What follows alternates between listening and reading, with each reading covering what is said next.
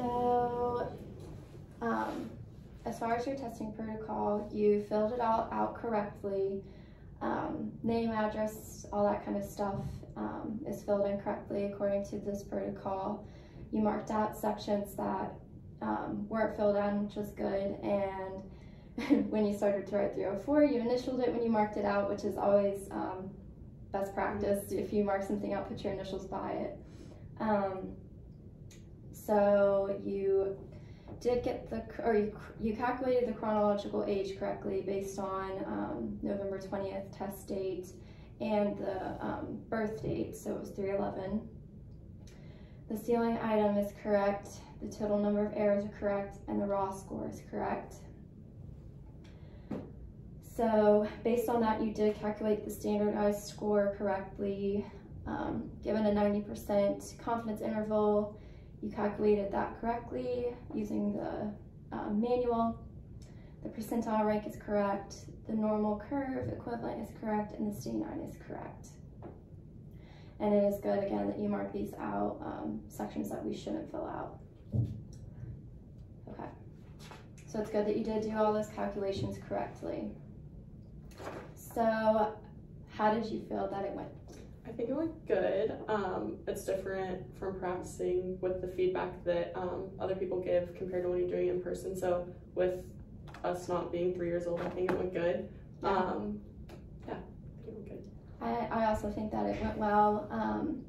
You had good feedback throughout as far as telling me that I was working hard, I was listening well, paying attention. Those are all good things that we want to tell our clients when we're giving standardized assessments instead of saying good job, because that kind of leads them to think that they're answering correctly rather than just, answering questions. So your client was age 311, which means that really you couldn't have gone back if they didn't establish a basal. So if your client were older than 311 and let's say there were 4 and they didn't achieve a basal, what would you do in that scenario? So I would go back to the previous age category until they got 3 in a row, and then after that go back to where they left off and start from there. Yes. Just wanted to ask you about that since that's not really something that was included. And then the ceiling rule you got correct, which was 6 in a row. Yes. Then I did ask you one time to repeat something and you repeated it once. So what is the rule for repetitions? Just once. Yes. So it is different with different standardized tests. I know when we gave this self, there were a few subtests that we weren't allowed to repeat stimuli. So just when you are giving different standardized assessments, make sure that you are reading through the manual, reading what repetition rules are, what can be repeated, because sometimes you can repeat the directions but not the stimuli. So just paying attention whenever you are about to give an assessment on what those specific rules are. As far as your knowledge about the PPVT, I think you have good foundational knowledge. You understand the test, you manage the materials well, and obviously established the basal ceiling correctly, calculated the scores correctly. So I do think you have a very good, well-rounded knowledge of the PPVT.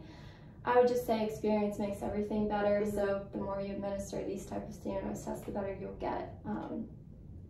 If you could go back and do the assessment again, would you change anything?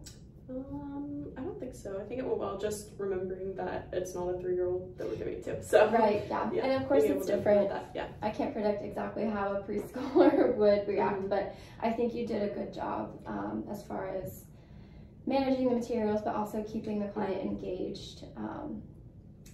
Yeah, my only advice to you is just to keep practicing it and keep being more comfortable. Do you have any questions? I don't think so. Okay. Thank you.